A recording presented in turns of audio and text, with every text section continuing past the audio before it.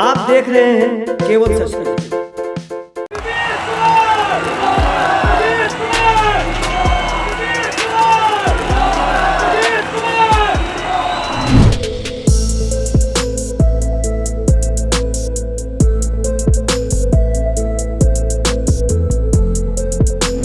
मुझे नहीं लगता है कि ये सही है कि आप उग्र हो जाएं किसी चीज को मांग रखने के लिए। शांतिपूर्वक भी आप कर सकते हैं और ये उनका हक है, वो मांगेंगे ही, कहाँ जाएंगे। इतनी बेरोजगारी है, मेन मुद्दा है बेरोजगारी। ये युवा, हमारे देश के जो युवा हैं या फिर हमारे बिहार के जो युवा हैं जिनकी उम्मीदें टकटकी लगाए बैठे, अब उनको 20 से 10% कर दिया गया, तो ये जाहिर है कि ये तो होगा तहत वो काम कर सके, रोजगार मुहैया हो सके, वो उनके तक नहीं पहुंच पाता है। ये हर चीज जरूरी नहीं कि मुख्यमंत्री ही करेंगे, सारी महिलाओं, लड़कियों, सबको, युवा भी, सबके लिए मैं एक हर गांव में जाके कैंपेनिंग करूंगी। सबसे पहले मैं सबके साथ रूबरू होंगी।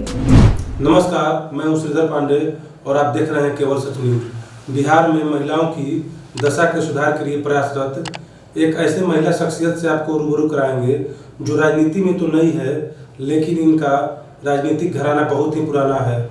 जी हाँ, हम बात कर रहे हैं 1996 में हुए गांधी मैदान में महारैली, कुर्मी चेतना महारैली के महानायक सतीश कुमार जी की बेटी सबरम लता जी का। स्वागत है आपका केवल सच न्यूज में। धन्यवाद। बिहार में महिलाओं की स्थिति बहुत ही दयनीय है, आप क्या मानती हैं? बिहार में महिलाओं की स्थिति बहुत दयनीय है। ये तो मुझे अभी, मैं बहुत, जब इलेक्शन अभी मैंने फाइट किया था जिला परिषद का, तो मैं जब कैंपेनिंग कर रही थी, मैंने लगभग 11 महीना, मतलब 6 से 7 घंटे में पक्का पूरा घूमती थी। तो मैंने अपनी क्षेत्र में जो देखा है महिलाओं की स्थिति, वो चाहती भी है, चाहकर भी वो बाहर नहीं आती। इसका मेन कारण है अवेयरनेस। उनमें अवेयरनेस की कमी है, कॉन्फिडेंस की कमी है, और अगर वो उनको अवेयर किया जाए, बस थोड़ी सी हिम्मत की जरूरत है। हम जैसे लोगों की जरूरत है उनको, कि उनको रिप्रेजेंट करने के लिए हमारे जैसे युवा महिलाओं की उनको साथ चाहिए, और वो अवेयर होंगी और वो अच्छे से हर काम फिर कर सकती हैं, जागरूक हो जाएंगी। फिर उनको जागरूक करने की जरूरत है। महिलाओं के अधिकार के लिए सरकार द्वारा कई नियम बनाए गए हैं, इसके लिए मुख्यमंत्री नीतीश कुमार को क्या कहना चाहेंगे? इसके लिए मैं उनको बहुत बहुत बधाई देती हूँ कि वो महिलाओं के लिए उन्होंने बहुत सारे ऐसे काम किए हैं, काम करने की कोशिश भी कर रहे हैं, लगातार उस पर काम भी हो रहा है। बहुत सारे ऐसे चीज़ है जो जमीनी तौर पे नहीं हो पाता है, जहाँ उन लोगों तक पहुँचना चाहिए वो काम का सुविधा जो है, कि वो उसके तहत वो काम कर सके, रोजगार मुहैया हो सके, वो उनके तक नहीं पहुंच पाता है। ये हर चीज़ ज़रूरी नहीं कि मुख्यमंत्री ही करेंगे, उनके द्वारा प्रयासरत है ये सब। मैं उनको इसलिए बधाई देती हूँ कि उन्होंने इस क्षेत्र में बहुत अच्छे काम भी किए हैं।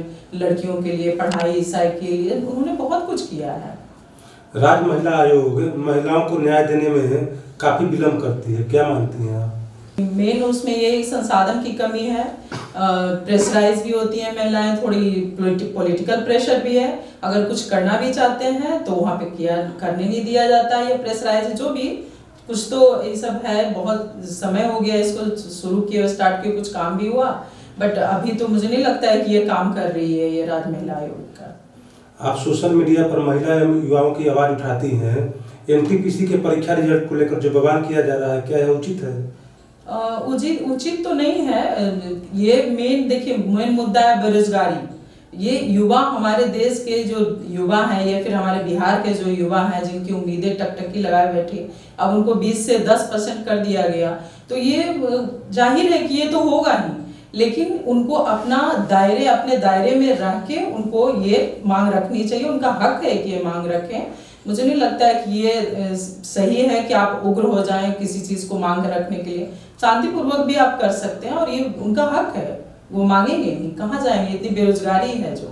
शांतिपूर्वक युवा अगर मांग करेंगे तो उनके समर्थन में आप भी खड़ा होंगे? बिल्कुल बिल्कुल खड़े होंगे। अच्छा, महिलाओं को जागरूक करने के लिए क्या अभियान है आपका? महिलाओं को जागरूक करने के लिए मेरा, देखिए, मेन मुद्दा था कि अगर मैं जीती हूँ तो मैं जाऊंगी, सबसे पहले मैं एक कैंपेन करूंगी, सारी महिलाओं, लड़कियों, सबको, युवा भी, सबके लिए मैं एक हर गांव में जाके कैंपेनिंग करूंगी। सबसे पहले मैं सबके साथ रूबरू होंगी, क्या उनका प्रॉब्लम है, क्या उनका निदान हो सकता है। मैं हर संभव कोशिश करूंगी, करना चाहती थी, और अगर मुझे मौका मिलता तो मैं करती, और अब भी मैं करूंगी। मैं जाऊंगी, उनके लिए कुछ करना चाहती हूँ, उनको जागरूक करूंगी। किसी मेन वही शिक्षा का अभाव है, सबसे पहले पढ़ाने की शिक्षा विभाग में जाकर के उनको कुछ अच्छा, जैसे स्कूल में बहुत सारा चीज़ ऐसा है जिसे आप जागरूक कर सकते हैं अगर मौका मिलता तो। पर अभी मौका मिला नहीं, तो मैं कोशिश करूंगी कि अभी भी जाऊं, मैं हर जगह उन लोगों से मिलूं, अभी जाऊंगी। फिर बिहार के चर्चित और बड़े राजनेता की बेटी हैं आप, क्या राजनीति में प्रवेश करने का मन बना लिया है आपने? बिल्कुल, अपनी विरासत को भी आगे ले जाना। और आप तो कौन नहीं जानता है, पूरा बिहार जानता है सतीश कुमार का नाम। तो मैं चाहती हूँ, पूरा बिहार क्या पूरा इंडिया जानता है, तो मैं चाहती हूँ कि उनका नाम आगे भी चलता रहे। तो बिल्कुल मैं उनके नाम को आगे ले जाना चाहती हूँ। विधानसभा क्षेत्र भी चुन लिया है आपने? नहीं, अभी तो चुना नहीं है, बट अगर ऐसा कुछ होगा, अभी है कुछ ऐसे, पूरा बिहार ही है मेरा घर है, क्योंकि सतीश कुमार को कौन ऐसा शख्स है जो नहीं जानते हैं। तो मुझे जहाँ से भी मौका मिलेगा मैं चुनाव लड़ूंगी, मैं लोगों के लिए कुछ करूंगी। हमारे जैसे लोग, रिप्रेजेंटेटिव लोग का जरूरत भी है हमारे समाज को, हमारे पॉलिटिक्स में भी। तो मैं चाहूंगी कि अगर मौका मिला तो मैं जरूर लड़ूंगी चुनाव। अच्छा, आप महिला विचार मंच से भी जुड़ी हुई हैं? महिला विकास मंच से भी जुड़ी हुई हैं। महिलाओं के उत्पीड़न पर नियंत्रण कैसे होगा? अवेयरनेस की कमी है, थोड़ी कॉन्फिडेंस की कमी है। मैंने तो देखा है, मैंने 2-3-4 इधर काउंसलिंग भी की हूँ, तो मुझे लगता है कि महिला से ज्यादा तो पुरुष प्रताड़ित है। अच्छा, मैंने देखा है। है। हाँ बिल्कुल। अब मैंने देखा है कि जब मैं आता है केस महिलाओं की तरफ से, बट जब केस सुलझाने लगते हैं तो पता चलता है कि पुरुष प्रताड़ित है। अच्छा। तो दोनों भागीदार हैं इसमें।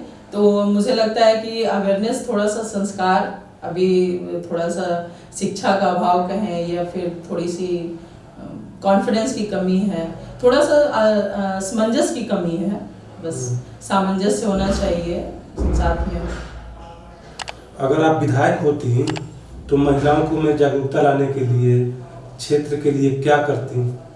नहीं, महिलाओं में जागरूकता लाने के लिए विधायक होना जरूरी तो नहीं है, पर हमारे जैसे लोग को शायद आवाज बुलंद करने के लिए हमारे जैसे लोग की जरूरत है बिहार में, हमारे समाज में, या फिर कहीं, जैसे मैं जहाँ से चुनाव लड़ी थी, मुझे लगा कि मेरे जैसे लोग की वहाँ बहुत जरूरत है, लेकिन मुझे मौका नहीं मिला।